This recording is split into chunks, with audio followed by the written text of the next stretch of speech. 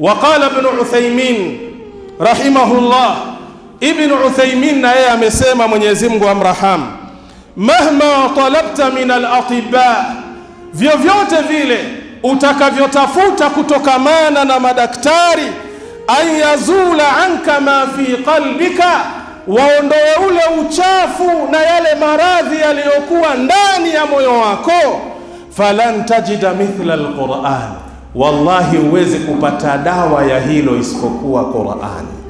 Hakuna kinachofanana na Qur'an.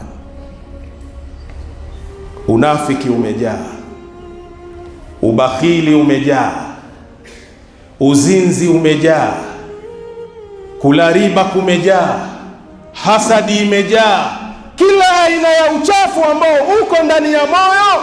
Hakuna dawa kubwa ambayo ina uwezo wa kuondoa uchafu huo mithla al-Qur'an, mfano wa hii Qur'an.